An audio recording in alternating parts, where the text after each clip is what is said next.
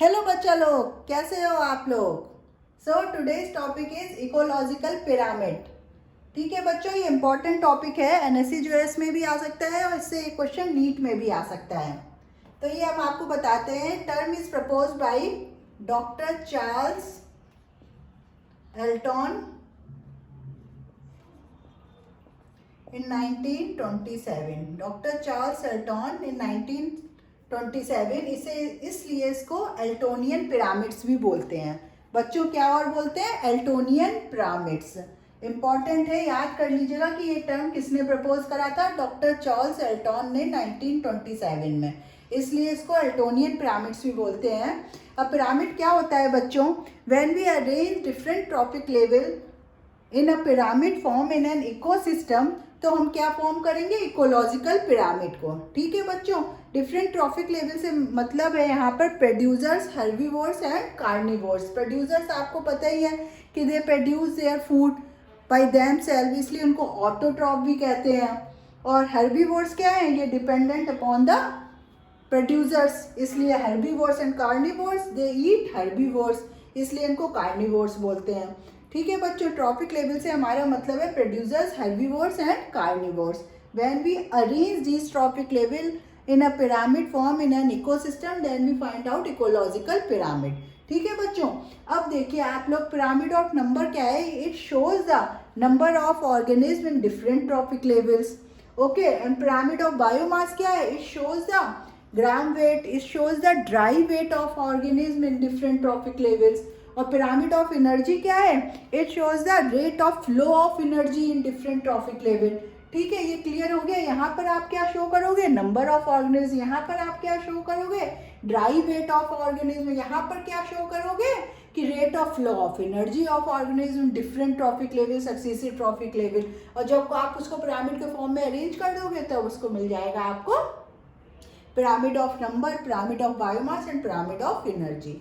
अब in case of pyramid of number, जब आप ग्रासलैंड इकोसिस्टम लेते हो तो क्या होता है? जो ग्रासेस होती हैं, प्रोड्यूसर्स हैं वो, तो उनका नंबर सबसे ज़्यादा होगा। Number is gradually decrease from producers to tertiary consumers. Producers क्या होंगे? ग्रासेस होंगी। प्राइमरी कंज्यूमर क्या होंगे?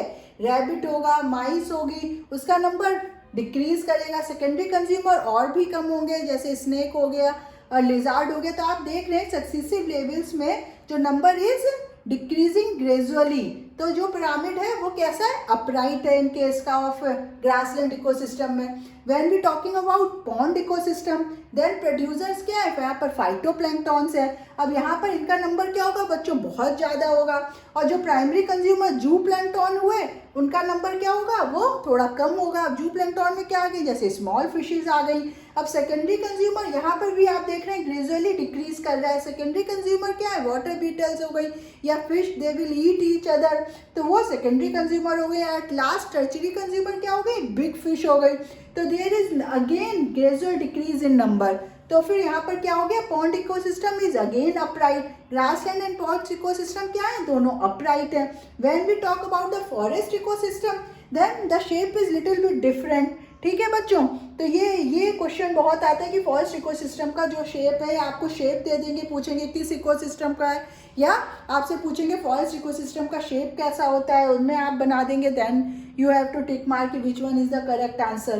तो प्रोड्यूसर्स क्या है? वहाँ पर ट्री। अब ट्री क्या है? हमने एक ट्री लिया। अब ट्री के ऊपर बहुत सारी फ्रूट ईटिंग बर्ड होंगी, तो नंबर एकदम से ड्रास्टिकली जो होगा वो इंक्रीज कर जाएगा। अब ग्रेजुअली क्या होगा? अगेन जो पिरामिड होगा वो अपराइट हो जाएगा। क्या होगा? सेकेंडरी कंज्यूमर वोल्फ और फॉक्स है, उनका नंबर डिक्रीज हो जाएगा in comparison to fruit eating birds. और लॉयन टर्चरी कंज्यूमर, जैसा आपको पता है लॉयन तो जंगल का राजा एक ही होता है, और लॉयन है, टाइगर है, इसलिए नंबर जो होगा टर्चरी कंज्यूमर का जो होगा वो सेकेंडरी कंज्यूमर के कंपैरिजन में और कम हो जाएगा। तो द शेप होगा वो इस तरह का होगा। ठीक है, you have to remember the shape of forest ecosystem in case of pyramid of number. ये इंपॉर्टेंट है बेटा, ये अच्छे से याद कर लेना। Next is forest parasitic food chain. Parasitic food chain में क्या होता है? प्रोड्यूसर्स हैं। अब प्रोड्यूसर्स क्या है? आपने एक प्लांट ले लिया, देन हर्बीवोर्स। हर्बीवोर्स क्या हो गई?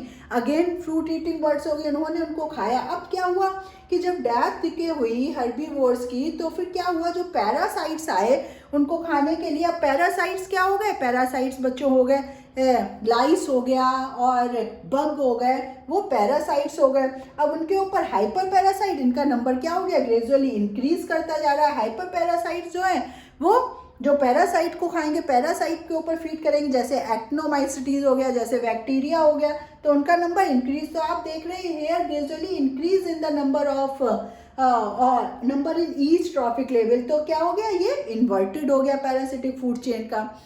जो पिरामिड है, पिरामिड ऑफ नंबर कैसा है, वो इन्वर्टेड है। बहुत क्वेश्चन आता है कि इन्वर्टेड किसका होता है in case of pyramid of number में, तो वो पैरासिटिक फूड चेन का होता है। इसे बहुत अच्छे से आप याद कर लीजिएगा कि in case of pyramid of number which pyramid shows the inverted shape, तो वो होगा पैरासिटिक फूड चेन। ओके बच्चों, अब come to pyramid of biomass.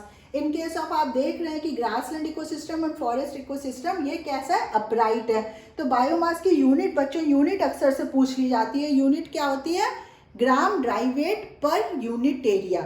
अब क्या हो गया, मतलब ग्राम पर मीटर स्क्वायर बच्चों, ठीक है। ये क्वेश्चन बहुत आता है कि बायोमास की यूनिट क्या होती है, यूनिट क्या होगी, ग्राम पर मीटर स्क्वायर। तो gram dry weight per unit area, ठीक है। तो ग्राम पर मीटर स्क्वायर हो गई। ये क्वेश्चन बहुत आ जाता है कि unit of biomass, what will be the correct answer, ठीक है। तो हम देख रहे हैं कि in case of grassland ecosystem और फॉरेस्ट इकोसिस्टम क्या है, अपराइट है। अपराइट क्या है, जब प्रोड्यूसर्स होंगे तो प्रोड्यूसर्स का जब आप ड्राई वेट लोगे in comparison to herbivores and carnivores, there is gradual decrease in the dry weight, तो क्या हो गया, अपराइट हो गया। But in case of pond ecosystem, जो प्रोड्यूसर्स है, प्रोड्यूसर्स आपके क्या है, फाइटोप्लैंक्टन है। आपको पता है जब आप ड्राई वेट लोगे तो वो बहुत ज़्यादा कम आएगा, और हेयर ग्रेजुअली इंक्रीज हो रहा है, इसलिए ये क्या है, इन्वर्टेड है। ये क्वेश्चन आ सकता है कि pond ecosystem pyramid of biomass inverted होता है कि पिरामिड ऑफ नंबर इन्वर्टेड, कि pyramid of energy. The correct answer will be the in case of pond ecosystem pyramid of biomass will be the inverted. ये question एक बहुत बन जाता है, ठीक है बच्चों।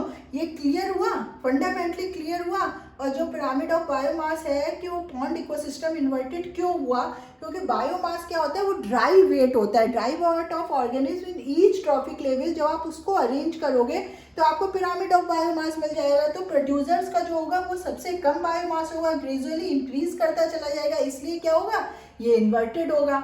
अब पिरामिड ऑफ एनर्जी की जब हम बात करते हैं तो all the 3 types of ecological pyramid, जो पिरामिड ऑफ एनर्जी होता है वो बेस्ट पिक्चर देता है किसके, इकोसिस्टम के बारे में। तो यहाँ पर क्या है, ये हमेशा अपराइट होगा बच्चों। क्यों अपराइट होगा, क्योंकि एनर्जी जो सन से आएगी उसका कुछ पार्टी प्रोड्यूसर कैप्चर करते हैं। आपको पता है कि फूड फॉर्म में वो अपने अंदर कैप्चर कर देते हैं। अब क्या है कि उनकी खुद की जो एक्टिविटी होंगी, फिजिकल एक्टिविटी, उसमें कुछ वो एनर्जी कंज्यूम करेंगे और कुछ वो प्राइमरी कंज्यूमर के पास जाएगी, कुछ क्या होती है, डेसिपिएट हो जाती है।